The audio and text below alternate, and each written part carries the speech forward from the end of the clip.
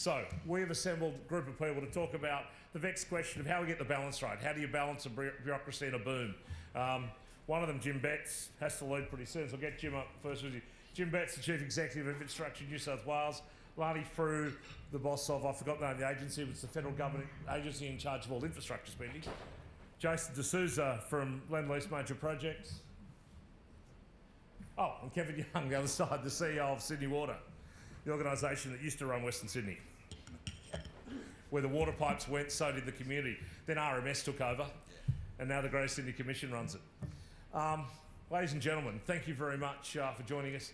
Look, it's a tough question, and I promised I wouldn't all use the word probity versus progress, but let's pretend I'd ever said that. Because we're talking about, in a boom economy we're at in Western Sydney, with a finite number of resources, as we heard earlier, a finite number of public support for what we can get done. Constantly the balance is about governance, so we can achieve that. Jim, I'll start with you. We mentioned earlier with Andrew Constance the New South Wales Government Action Plan, or how New South Wales can be a better client and make stuff happen more quickly, which is a response to some problems in the market. You're facing, as the head of Infrastructure New South Wales, you're not only building some stuff yourself, like Stadia, looking at the dam and other projects, and then the big transport, health, education agencies are doing their own. Let's face it, you're facing a market of diminishing competition, escalating cost, constant probity concern, assurance. We all want gilt-edge projects. We want them tomorrow. We don't want them near our house. It's a tough gig.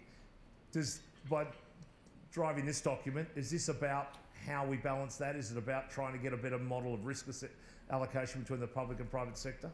It's about the fact that we have succeeded in achieving what most of us in the room have always wanted to see achieved in our lifetime, which is an absolutely epic scale of infrastructure investment going into New South Wales. And I can remember times when infrastructure investment was not even thought about. It wasn't on the agenda. It wasn't in the top 5 things that politicians worried about. Now governments are increasingly defining themselves by their willingness to invest in infrastructure, to the point where the combination of the infrastructure booms in New South Wales and Victoria post 2014 mean that the capacity of the market to respond is under challenge. Tier 1 CEOs from the construction sector that used to beat a path to the doors of ministers demanding bring on the project pipeline have replaced ambition with fear in their eyes about whether they have sufficient A-team talent to manage projects of the scale and complexity that governments around Australia are now bringing to the market. We're in a relationship of codependency with the construction sector. We can't achieve what we want to achieve in government without a healthy, profit-making, vibrant, sustainable, hopefully gender-balanced construction sector.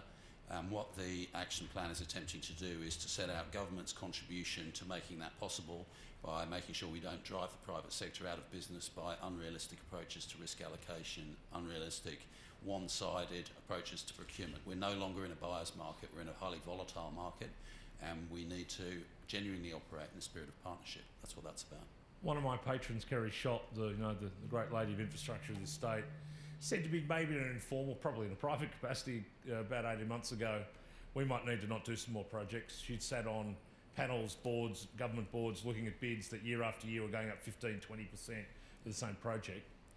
Was she right? Do we need to actually, there's a lot coming to market. We're pushing to get them all to market.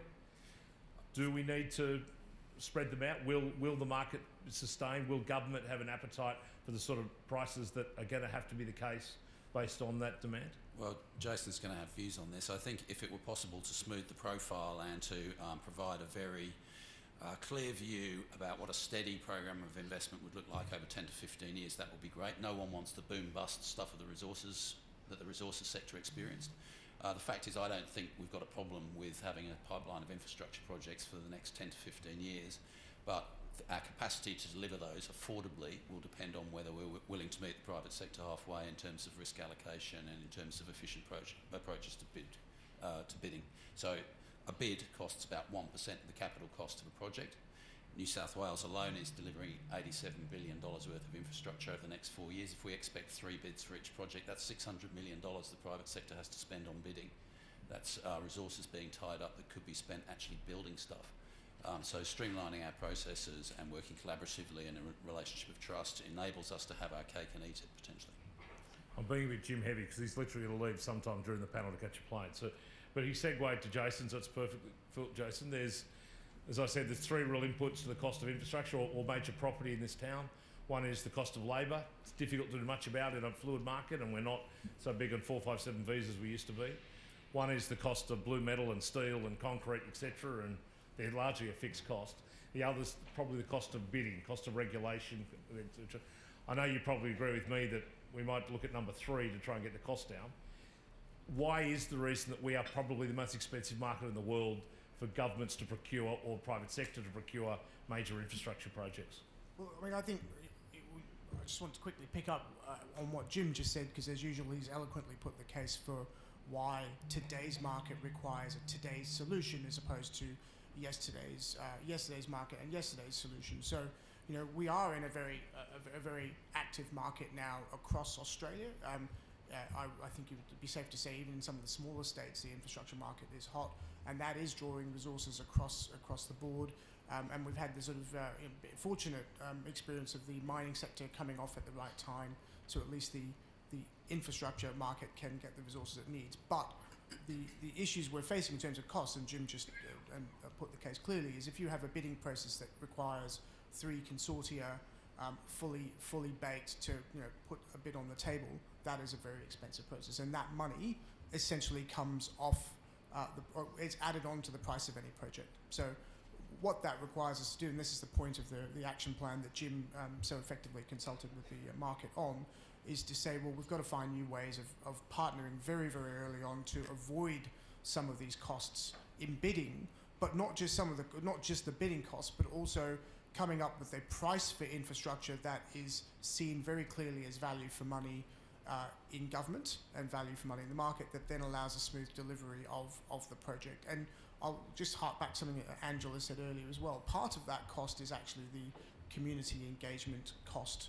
of infrastructure itself, because failure to do that properly then simply leads to more costs to the taxpayer of infrastructure. So that is part of the process as well. So you're right, Chris, that third part is really the key driver in an area where you can't really manage labour costs, in the market as they stand now.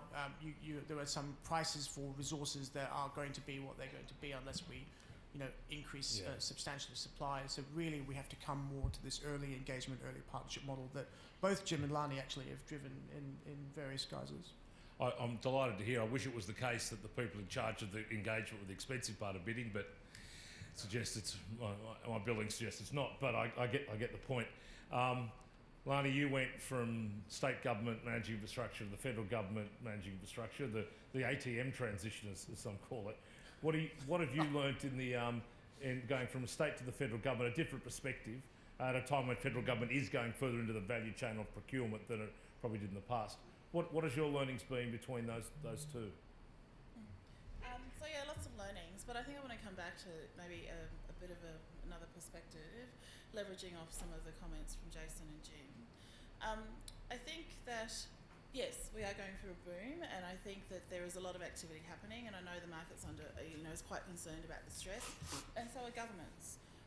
But the reality is that the comment around should we slow down the pipeline, the reality is that at the end of the day, when we all step back from it all, why are we doing what we're doing in the infrastructure space? And this is about delivery of services to citizens, and we can talk about the fact that maybe some of us as citizens have got increased demand and unreasonable expectations in terms of the services and the level of services and the quantity of services that we want.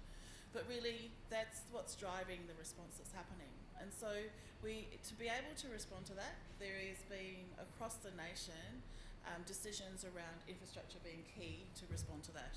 And to be able to deliver for citizens in the timeframes that they're expecting today, whether you sort of have a view about the expectation of that timetable being reasonable, we are going to therefore put pressure on all parts of the system. And whether that's the private sector or the state governments, and now the federal government as quite a significant funder of these projects. So I agree totally with Jason, which doesn't happen often, that all parts of the system need to think about how do we work together and do things differently than we have done before, because we shouldn't take our foot off the pedal in terms of delivering services for citizens. But we do need to figure out better ways of trying to bring that all together more efficiently and effectively. And I think New South Wales has done a great job of trying to take that big step forward to saying that they want to try and do things differently, which is actually quite a big step for New South Wales, I think. Quite a real mindset change. We do need our private sector partners to also embrace that as well, and the federal government. So I think the federal government is probably, in my reflections, about 6 or 7 years behind New South Wales in terms of its maturity, because it's just coming to the party late. And what we've had is, you know, a number of the big states already have been at the party for a long time, and we're coming in when everyone's already been through the first keg and we're into the second keg. So, but I think that the approach has been, just as it was in New South Wales eight or so years ago, to recognise that, but not to be complacent in terms of trying to fix that, and so trying to accelerate the capability of the Commonwealth to be a right player. Doesn't mean that, you know, the narration around it or the the public narrative around what they've been doing has been perfect, but the intent, I think, is the right intent, which is to be a more capable partner as part of the solution to delivering the services for citizens. Kevin, our frustration in the sort of community private sector is the need for getting it all done very quickly, and we think government's all too tied up with probity and red tape, etc. You run an agency that, you know, let's face it, celebrated since before your time, had some red tape issues, the whole outsourcing, EDOB sort of stuff that the state went through, Australian Water Services recently.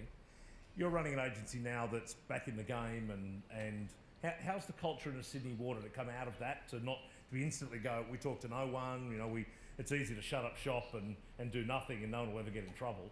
How do you calibrate that culture dealing with the outside world that's delivering a lot of the water that you're involved with? So it's always been thus that the community will always think, even though that we spend $4 billion on the infrastructure and revenue $2.3 billion, that they'll want every dollar. You know, there'll be some investigation that says, how did you spend each one of those dollars? Because we're government owned and the money comes from customers. So there is always going to be a probity issue. But I think just picking up the points that have been made is that we've tried to be smarter, and it doesn't mean that you can't have good probity and still not form what the panel's been saying about risk sharing and collaboration and early involvement, and you can do that. You can form longer term relationships that you know are going to drive great value. So I think Jason said it's new solutions for today's problems. And if I look at the question about would we like to smooth it out and look at spreading it for the longer term, the answer is yes, but this conference is BOOMTOWN. It's BOOMTOWN because, Boom waits for no one. Boom waits for no one. We're going from 5 to 8 million. The Western City is booming. And so we need different solutions to that problem. And for us in water, it means, and we've talked about this, it's not the traditional big tunnels to the coast. Graham was talking about it before. He says, to supply the Aerotropolis and the Western City Airport, we're not building a tunnel from here to take waste to the coast. It's going to be decentralised. It's going to be completely different how we do it. And to be honest, it's going to involve a lot of the private sector. You bet.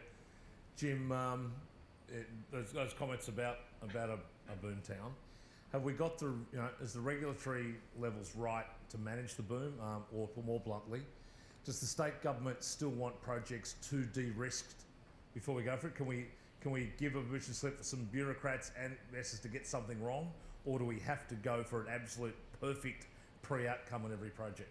Well, I would say that if we think about the projects which have landed in strife in New South Wales, and indeed every other jurisdiction I've ever worked in the past, they tend to be projects where the mistakes were made at the front end. Absolutely. Where the project was inadequately defined, the objectives were properly articulated, the wrong governance structure was put in place, it's mispriced, the risk allocation was got wrong. So the New South Wales government has established what I think is the world's best practice regime around assurance, but I would say that because I'm in charge of it. But that is not a process which leads to enormous delay. That is actually looked at over the life cycle of these projects, a process which accelerates things by anticipating the problems which will otherwise delay projects down the track.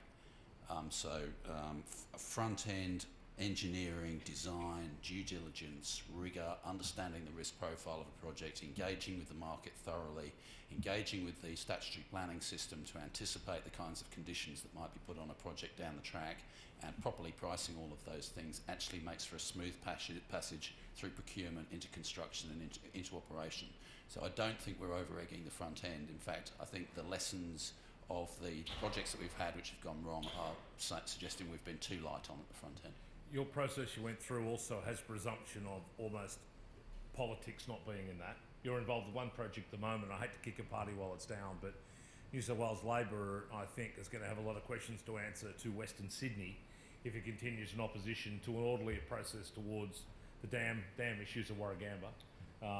Reports from the government that I hope reports don't come up at Royal Commission time. The thousands of people of Western Sydney under threat if the flood issue comes. How do you, as a diligent civil servant going through the process, navigate the political curly that comes out of that doesn't fit naturally in your normal process of good assurance? And I think there's sometimes there. How do you manage that other than just by frustration and kicking the cap when you get home? Well, the work that we've done on flood risk in the Hawkesbury and Nepean Valley, which leads us to the conclusion that the best way to protect life is to raise the Warragamba Dam by 14 metres to hold back the flood tides and enable us to have time to get the people out, is actually the result of 4 years of thorough evidence-based analysis. 32,000 different scenarios have been modelled. All kinds of different infrastructure and non-infrastructure interventions have been looked at exhaustively to reach the conclusion that that is the most effective way of saving life. And it's an issue of sufficient importance that I'm more than happy to brief anybody across the political spectrum so that they can understand the rational evidence basis on which we've reached that conclusion. I'm not sure that everyone across the political spectrum is willing to listen to the evidence, however. Jason, Luckily the New South Wales government is. Put your old political hat back on. There's legitimate issues of Indigenous environment and others, so safety is not the only debate there. Correct. How does the private sector operate now? If you bid for and won that gig, for example, how complex is getting this stakeholder management piece, the permission slip, the social licence management? Yeah. Is that, I suppose in a way, how much more are the social engineers getting a voice now and not just civil engineers in the project? So after you, Jim, go ahead. Sorry, I was going to say, the way we're doing that project is we're going to do an environmental impact statement before we ask the government to take an investment decision. So all the impacts on flora, fauna, Aboriginal heritage, which are absolutely critical to understand, and all the offsets that may flow from that, and all the protections that can be put in place, get thoroughly understood before the government is asked to write a cheque. So that way we de-risk it from a private sector point of view, but we also enable the community through the EIS process to have a thorough, transparent engagement and to challenge our evidence before we ask the politicians to lock in a decision. Sorry, Jason. No, I would agree. I mean, a project as sensitive as that to a community really does need political leadership to actually gain the support of the community. And you know, you heard that from that rather boisterous panel 2 panels before, that was really the upshot of what they were trying to say, which is, you know, you need political leadership to get that.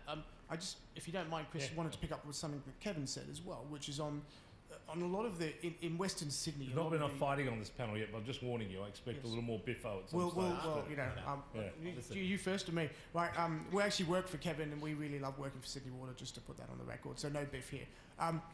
But just picking up on what he said earlier, the Western Sydney, the 2 cities, as the GEC's put it out, is the infrastructure is being put in now, so the spine is being put in now. So the idea of delaying sequencing and all that isn't possible, simply because to meet the population targets of the city, you need that infrastructure now.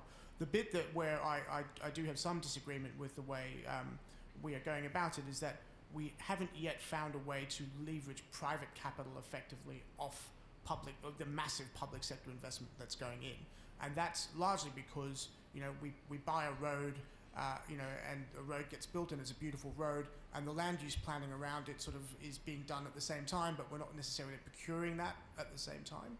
And the fight to get landowners to collaborate together to participate in an infrastructure development is complicated and complex. We haven't quite cracked that yet, and I'm not suggesting that there is an automatic solution to it, but in terms of the development of Western Sydney, that is something as both a development community and Yep. and a public sector-led community we have to work through. And certainly, Kevin, you and I have been talking a little bit about the massive infrastructure task that your agency has, and how we, as a private sector developer, can help with that. Because ultimately, whatever the taxpayer chooses to spend through its water authority is recovered in rates, and whatever we choose to spend is recovered in some type of fee to an end user. So the end user is paying a fee. The question is, what is the most efficient fee that end user pays, and better collaboration between us, I think, is the way to Kevin, do it's a that. great segue to a question from the floor saying, I think it relates to the pipes. Is there a long-term sewer strategy for the Aerotropolis? Now we get the serious issues, because let's not forget, Gough Whitlam got elected on promising to sewer the western suburbs of Sydney. So, you know, where goes sewerage, so too do votes. But is there a long-term sewerage strategy for the Aerotropolis? Development needs the certainty of Sydney Water to be the provider of sewerage. So that's a great question. I just want to... I don't think maybe it's one of your guys, I'm not quite sure. No, could be. But there's So, the way things are shifting for Western Sydney is the way we've done things for 130 years. We say, what's the water supply strategy? What's the sewage strategy? What's the recycled water strategy? And what's the stormwater strategy? And the way I see Western Sydney and the Aerotropolis is, what's the strategy to provide water services to pull any of those levers in the right combination? So that is a completely different mindset. So the answer is, there won't be just a sewage strategy for the Aerotropolis, but I guarantee that the overall strategy for that area will be a combination of getting water supply in, it'll be taking waste, it'll be massive recycling throughout that area, it'll be using that water for intensive agriculture that could be used so that we do export. It'll be used, instead of nutrients going into the Hawkesbury Nepean in people's backyards, so that their grass is greener in golf courses. So, and it will be looking at stormwater. Stormwater not just for flooding, but for waterway health. So the game will be completely different, but it won't be the same as what's always been done, which, you know, in the past has been build a tunnel, send it to the coast. Those days are gone. Kevin, it's the only time we'll let somebody get away with talking shit on stage today. It does happen. Wastewater happens. Jim, who's never been accused of that in his life. Mate, I know you've got to go away in a moment. I'm not going to let... I met my wife. Fuck my wife, yes. Exactly. I'm not going to let you get away before we tilt Jason mentioned before the role of the private sector. It would be fair to describe this stage of the boom that it's not a state that's brimming with PPPs at every corner. There is no discernible value capture methodology in place, and it's a tough gig getting unsolicited proposal bid through government at the moment. Is that simply a function of there being too much taxpayer money? Mike Baird's tradition to sell stuff that the easiest way is just to build it off public money and recycle, or is it simply another part of the electoral cycle? It's difficult. Will New South Wales get back in the game of active, innovative public-private sector partnerships, do you think, maybe after March next year? So it seems ironic to be asking that question in the week where the Northern Beaches Hospital opened as a PPP, where you've got Sydney Metro will be opening in So it's a Dixon event. Q2 next year. We're building the largest prison in Australia as a PPP in Grafton. I would say, and we have projects coming through the pipeline like Western Harbour Tunnel, which may well lend themselves to that kind of PPP. So I would say PPP is alive, but like many fixed price contracts, it's a little bit harder to do in a volatile market. So we need to work with industry to understand, as Jason was saying, how you get a 2018 PPP. It's going to be different market conditions from a 2012 PPP. In terms of value capture, I would again argue that depending on how you define value capture, it is happening. You look at the amount of ancillary property development that's occurring around the stations on the North West Rail Link. That is driving hundreds and hundreds of millions of dollars worth of receipts into government as a result of unlocking the potential that the new accessibility comes with. What was the third one? Unsolicited bids. Unsolicited proposals. I actually regard the volume of unsolicited proposals as being a symptom of government's failure. So if government is getting a large number of unsolicited proposals, it's because it's not actually getting on the front foot and dealing with the infrastructure needs. But there are, if you go to Wynyard, if you go to the multiplex development of Wynyard, you look at what Macquarie Bank are doing. You look at North Connects. There are unsolicited proposals around town, but this is a convict town by tradition, and we don't simply hand monopoly rights over to the private sector without going through pretty rigorous processes, and that's what you'd expect. So if the majority of unsolicited proposals fail, that's not necessarily a bad thing. That's not necessarily a failure of bureaucracy. And if the number of unsolicited proposals is reducing, that's probably because government's actually solving the right problems. A question asked by the descendant and involuntary tourist of this very town. You're absolutely right. Arnie, the federal government have traditionally a very enthusiastic view in recent times towards toward value capture. Similarly, don't have a view or see themselves as being the ATM for forever, but a more active participant in procurement. Do you think there's not a coming alignment between state and federal governments about value capture, or is usually the political grief too great for the financial return, the marginal financial return? I think it does. The state government's that one on the political grief. Because I think the short answer to the question is yes, absolutely. Commonwealth is encouraging of value capture, and then as Jim said, depending on how you define it, from a Commonwealth perspective, the ability to influence that really rests with the states. So if we talk about the planning-based mechanisms, they're not things that the Commonwealth controls. All of those things are controlled by the states and the local councils. And so yes, it does come down to the various states and local councils and their preparedness to be on the front foot around. Would you expect the feds would want to capture some value for the federal government as well? Yeah, absolutely. I think from our perspective, it's about Commonwealth, our taxpayer dollars going into certain jurisdictions, and then if there is an ability for some of those dollars to come back to the Commonwealth Bank, come back to the Commonwealth coffers, to be then redistributed Banks to other. ATMs. That's right. But Renationalising. But to You can still deposit at ATMs in some ATMs apparently. But yes. to redistribute that to other parts of the country. Yeah. So the question is around, do you put money Transferable into value New South capture. Wales? If there's an opportunity for that piece of infrastructure to return some capital back, so then that capital can be recycled using the New South Wales term, and put money towards infrastructure in Western Australia or Tasmania, then I think that's the right focus from the Commonwealth perspective. But it's not a naive perspective in an assumption that everything has that opportunity. Not everything has that opportunity, and also not every jurisdiction is in a position to be able to necessarily pull the various levers that might be necessary to enact a value capture. So I think Victoria's really good. They've got a policy, at least, that Treasury have around every project over $100 million will investigate the ability of implementing value capture mechanisms and arrangements. So I like that, but the reality is you can still have policies or still have desires, you still need to be able to implement, and that is a bit harder. That is definitely a bit harder. 10 minutes to go and Jim has to go. One last one for you, Jim, and then we'll wind up after you're gone. If it's not the dam wall for the social, environmental, personal safety impact, you're the assurance boss of New South Wales of the tens of billions of dollars being spent. What does keep you up at night? What's the thing that you worry we will or won't get to? Is it constant political will? Is the private sector getting behind? Is it probity? What are the things? It's the fact that we have spent 7 years getting the institutional settings right in this state. So it's 7 years of getting politicians to embrace good governance and to recognise that in the long term, good policy is good politics. And I think Ronald Reagan once said it takes a carpenter to build a barn door, but it takes a jackass to kick one down. So the risk of, and we know what New South Wales was like 10 years ago. I was watching from Victoria, full of schadenfreude about the failures of governance in New South Wales. I'm not making a party political point here. You were all there. We've come a long way. These things take a long time to build up. They're cultural, they're institutional, they're ingrained, they require self-discipline.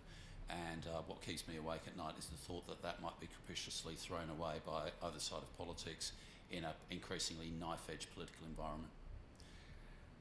Probably the bureaucrat in my greatest confidence in all of Australia. Please welcome, please thank, he's got to head off early, Jim Betts, Chief Executive. While based on that Jim's statement, one of the going, bravest too, it's fantastic. Well done. I mean, Thank you, that's a really important point Jim just Jason. made there, right? So a number of states have put in place policies and procedures and processes that are bringing infrastructure that is well thought through the pipeline at a time when the media environment is perhaps more aggressive than I think ever before towards infrastructure projects. and the political environment is more unstable as a result of the constant flow of public commentary and media commentary that comes with infrastructure projects. And there is certainly a case to be said that, you know, community relations between projects can be better. But I think, and there's no doubt to that as well. But I think the benefit that this state has had, and certainly other states, and particularly Victoria, have had now of the process of having an infrastructure authority that has a clear forward plan that is rolling that out with with clear understanding of how things are funded, has been a rock in the face of constant headwinds from the media side of things as well. And you know, there is going to be a situation with major projects. We all know this, that not everybody is going to be happy, and you can mitigate community risk as much as possible. I don't like the term, but that's, you know, just bear with me. But there are going to be people who are unhappy through the process, and how we as a community manage that and treat those people fairly who are treated unfairly, is important. So I mean, I think that's an important point you've made. Kevin, you're now the ranking New South Wales government person, so you take all of Jim's responsibilities. Got a question text up to me. How can we get the best outcomes from the collaborative client process, interactiveness, where ideas are encouraged and bidders can be comfortable with the information they share with the client? And we're hearing this a lot. Private sector's invited in the room for an interactive session. They go, can't be that interactive because your agency is full of a whole bunch of other consultants in the room now, because it's not bidders presenting to public servants. It's bidders presenting to one public servant and 17 paid consultants in the room as well. How do we get interactivity and also maintain confidentiality? That's a great question. We're out on a supply chain 2020 at the moment, which is redoing how we look at the partnerships. And one of the things we're doing is to pick a single consortium to be our advisor for the planning of infrastructure, probably for 10 minus 5 years, so it's a 10-year relationship. And that means if they do that work, they will not be able to be involved in actually building the infrastructure as a partnership. So trying to get that conflict of interest out of the room.